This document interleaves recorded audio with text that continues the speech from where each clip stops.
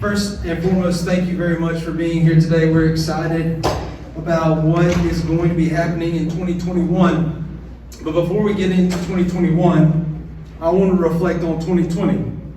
And I know that's not a highlight that a lot of us want to look back to, but for me, there were a couple of things that I took away from 2020, and I want to share those with you because they were highly impactful for 2021 decisions.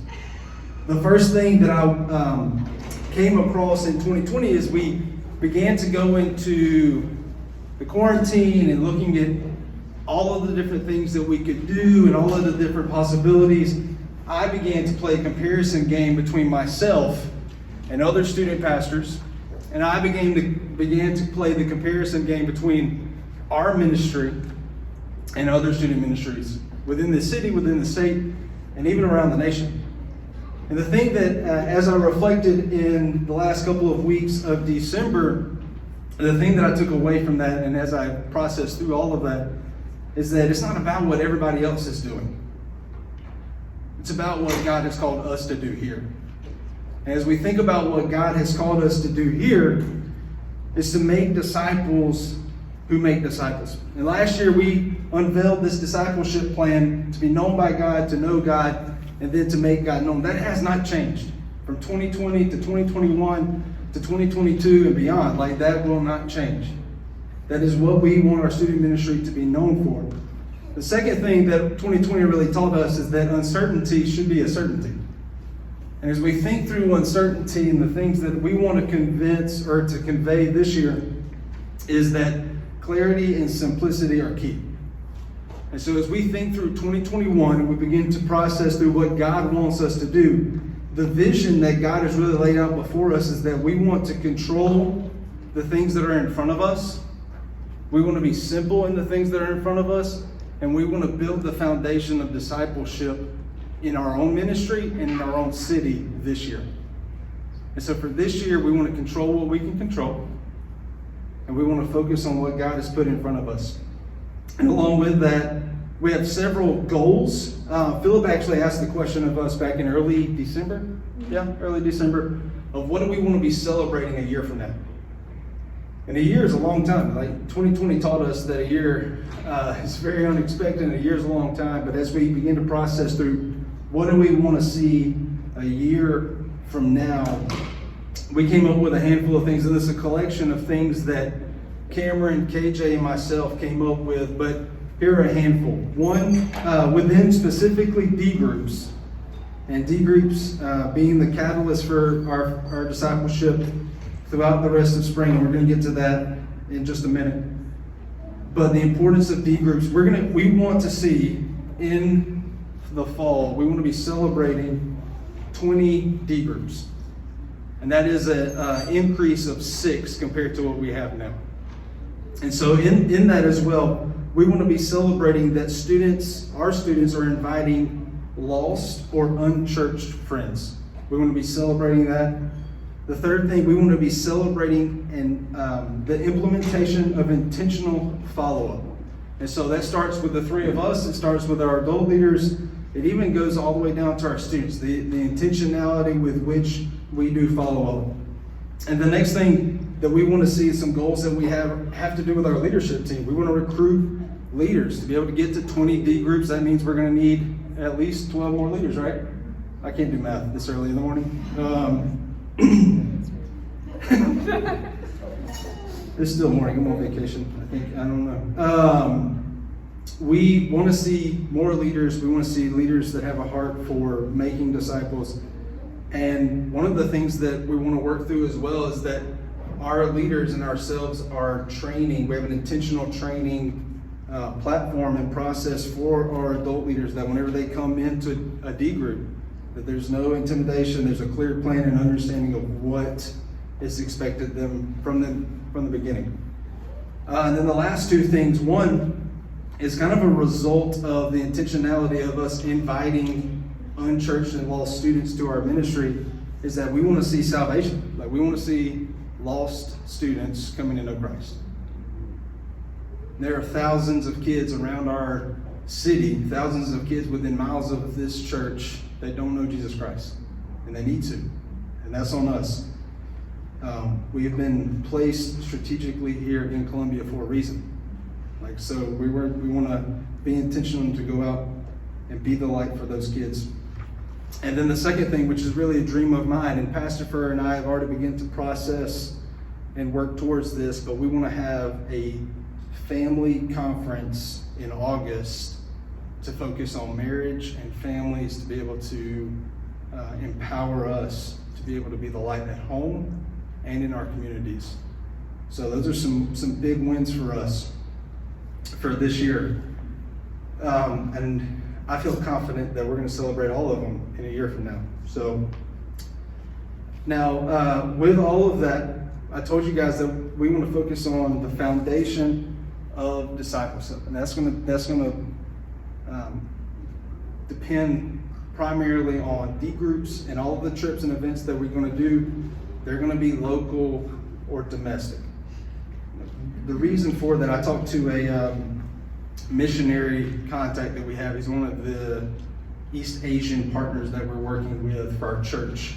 And he really just suggests that for the year 2021 to not go international. It's just going to be a lot of waiting or quarantining or just craziness.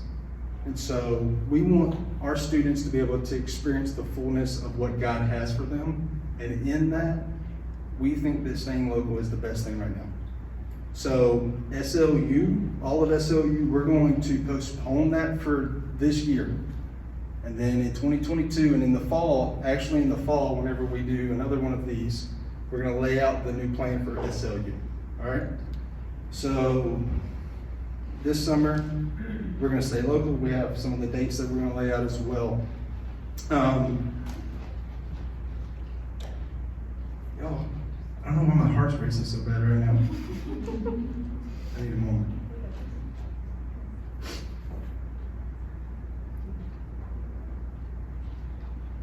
All right. D groups.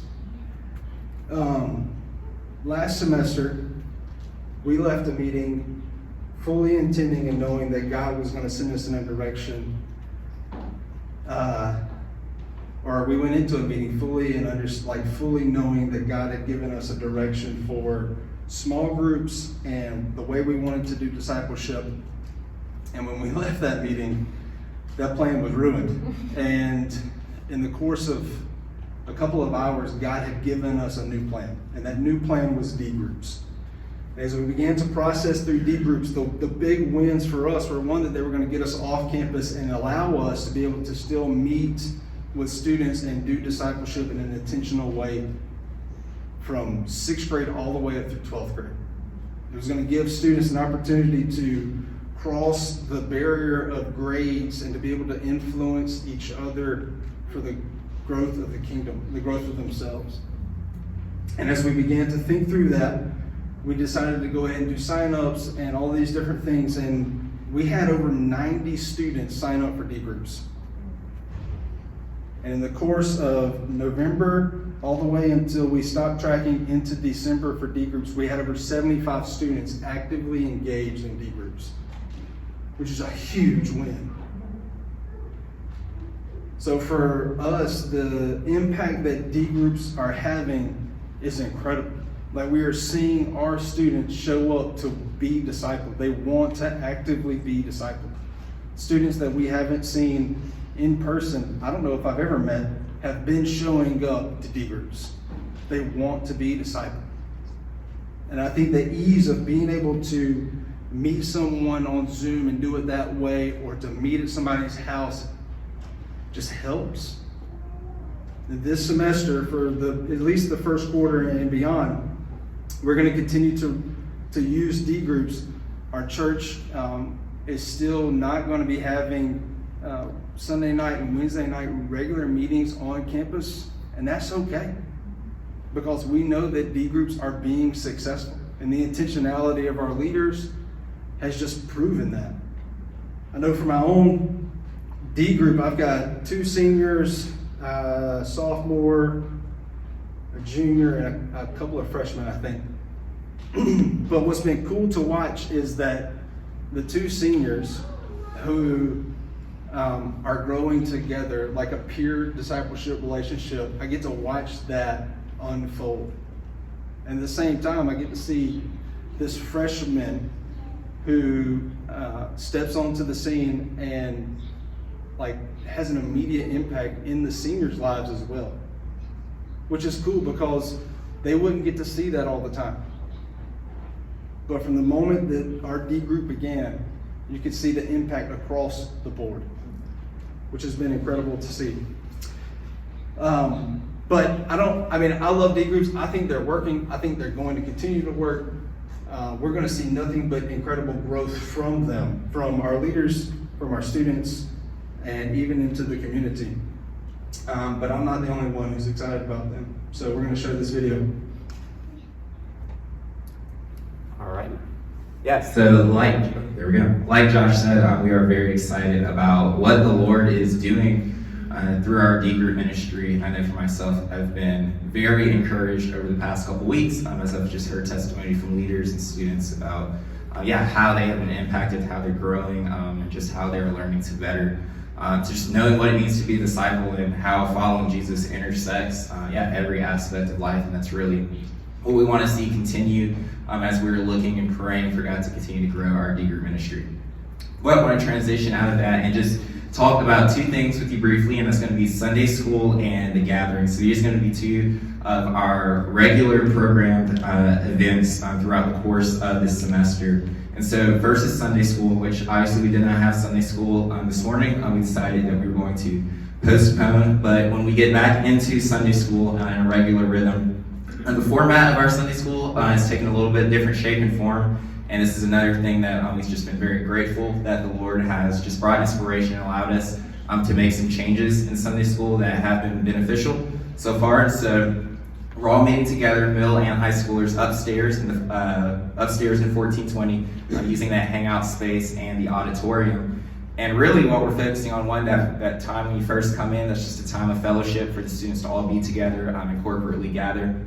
But then also when we transition into our time, really what we've been able to do over the past this course semester is really allow our students, specifically our 1045 team, which is what we're now calling our student leadership team, they've really been able to take a lot of ownership over that space. Essentially running and controlling what's happening in Sunday school. And so we have students who are doing the announcements and they're facilitating the game. We have students who are learning how to work the sound booth and the audio equipment, which has been a really big help as far as freeing Josh, Cameron, and myself up to just better be with students and engage with them in what's going on. And then what we've also, instead of a master teacher format, we've decided to do instead, now we have a facilitated discussion. And so the students are at tables with their peers, and so we have what we call hosts, and so either Josh, Cameron, or myself will be on stage with 1, 2, sometimes it's 3 students. And what we're discussing the passage that we talked through the week prior in the podcast that we released. And so the First Student Ministries podcast, which is on SoundCloud, Apple Music, and Spotify, that is our primary teaching resource. So the 3 of us, we were walking through 2 Thessalonians. Currently, we just got done going through 1 Thessalonians not too long ago. But just so you know, that is our primary teaching resource, and that is available. We release episodes weekly, and we've also been doing some interviews, what we call discipleship moments. So some interviews with students and just some people we know. We interviewed Philip not too long ago. It was great. I'm sure I'll go check it out. But yeah, so that's there. That's available on our website. It's also in our link tree, which is in our Instagram bio, so you have access to that. But if you have questions about that, you can just come up and find us. We can make sure you have that. But that is what we are using to base our discussion on Sunday mornings with the students. And one of the things I really like about this is that for some of our students who are there and maybe aren't used to engaging scripture, or maybe aren't used to having spiritual conversations with their peers, what it allows them to do is to see that kind of dialogue and conversation model on stage with older students, with Josh, Cameron, and myself. And then they also then have an opportunity to practice just engaging their spiritual life and asking questions, sharing prayer requests in a way that's been really cool. And so lots of great conversation has been coming from that. And so that's really what our Sunday school time looks like right now, is going to look like moving forward as well. The next big thing that we have is what we're calling the gathering. And so this event is going to take place once a month. We just had our first gathering of the new year back on January 3rd. It's going to be here in 1420, and this time is just a time of corporate gathering, fellowship, hangout. We had a dodgeball tournament, so there'll be some kind of game or activity, and then we will have worship from an outside band. So our college band came and led worship for our students this past Sunday, which was an awesome time together, and then we'll have a message as well. And really, what we want this to be is something where, as our D groups are meeting weekly, a lot of them are meeting during that Sunday 5 to 6 to 7 range. But really, this is a time for us to even, the students have D groups to say, hey, this week we're going to come and we're going to gather corporately with the body for the gathering. So this is a once a month thing. I think that the dates you have the dates, but like I said, we had to shift around some days, so it may not seem like a month even, but that's accounting just for some holidays and other things that are going on. So those are two, if you're looking for like regular program events throughout the year, it's going to be our Sunday school meeting during Sunday school hour, and the gathering, and then of course our D groups, which the expectation is that those groups meet weekly. All right, Cameron's going to come up and talk about this. Thanks, KJ. So KJ mentioned in Sunday school how we are utilizing students to lead the discussion and facilitate the events that are happening there. And he also referenced the transition from calling that team the student leadership team to calling it the 1045 team. And so we just thought that it was important to explain to y'all why we made that shift, and then really cast vision for anybody who would like to be involved in that next year and know what's coming. So we changed the name of that team to the 1045 team. It's based on scripture. It's not a time. I realize it's confusing, but it's based on Mark 10:45.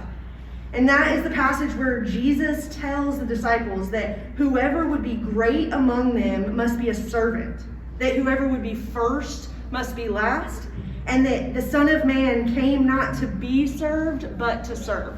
And so this team is really centered around the idea of servant leadership. And this is an optional and supplementary discipleship program that's designed for 8th through 12th grade students, and it's hopefully designed to give them a biblical understanding of servant leadership. So that's how we want you to be thinking about this team as you, as some of you are already moving forward with it, as some of you are considering being a participant in the future. This is, I know the name in the past could be confusing. That was another reason for the transition. This is totally separate and not at all attached to SLU or Student Leadership University. So this is internally how we really prioritize giving like I said, an optional and supplementary way for students to be involved who would like to go deeper in that understanding and be discipled outside of, still in the context of their D group, but a further additional layer to that. So that's the reason for the shift with 1045. That's who we are utilizing first to really lead facilitate the discussion and lead the activities that are going on in Sunday school and at the gathering. And we really rely on them and cast vision for them to be actively involved in their D groups as well. So that is the 1045 team. We're also calling our adults the 1045 team because that passage applies to all of us who are leading. So it's the 1045 adults and the 1045 students is now the leadership team. You also were given dates when you came in. KJ also already referenced the gathering dates, and I just want to talk through the events that you see there and just hit a couple of details of those, and the guys are going to go further in depth on some of those as well. So we are obviously holding these dates very open-handedly. We are asking the Lord to bless the things that we've planned. We are asking Him to give us favor and be able to do these things. But if we've learned anything, like Josh said, it's that uncertainty is a certainty, but also one of the things that we talk about a lot is we can prepare for this year, but what can be different than last year is our attitudes about it, right? So when if things get canceled or if things have to be rearranged, we are trusting that the Lord has a better plan, and that's what He wants to move forward. So with that disclaimer being said about the events, you can see those listed there. We are gearing up for Lift Tour. Lord willing, it's happening on the 23rd here, a one-day event. We really would greatly appreciate you registering if you are planning to be a part of that. And we are really excited for what that will entail. You also see a spring retreat happening at the end of April, beginning of May, and then a middle school camp. And like I said, the guys are going to talk about that. The spring retreat, all you need to know right now is it will be happening at Camp Longbridge. And the week of February 1st, so post-Lift, again, we're gearing up for Lift, but post-Lift tour, the first week of February, we will send out things like cost and just a few more details about the activities there, our protocols, things like that for the spring retreat. But we just wanted to get the dates in your hands so you can mark those things down. So now you also see middle school camp, and I'm passing it over to Josh to talk about Lift. Sorry, I'm getting out of schedule here. All right. As Lift quickly approaches, I sent out an email that I hope that all of you got several weeks ago. It was early December, late November, but a couple of things that I want to highlight from that email, and we'll send these out as well this week whenever we send our mass communication, but it's the schedule for Lift.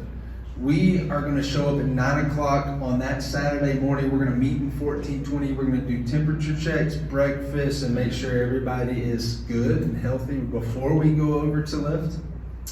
And then after Lift is over at 5:30, we're going to come back to 1420. We're going to do dinner together. And then we're going to have a special night of an activity. And then we're going to be done at 8:30. Now, a question that I've received from several people is, what about the spending the night thing and host homes and all these different things? We're responsible for your students from 9 o'clock in the morning on Saturday until 8:30 p.m. that night. So as parents and responsible adults and teenagers, whatever you do on Friday night and Saturday night, before you get here and after you get here, is between your parents and you and Jesus. All right? So as long as we understand that.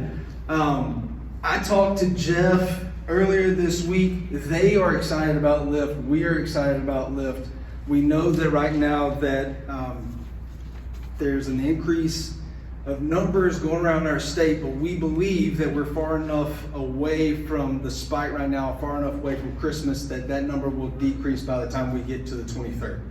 In addition to that, the numbers right now are right at or below what we have been averaging on Sunday morning for attendance here already.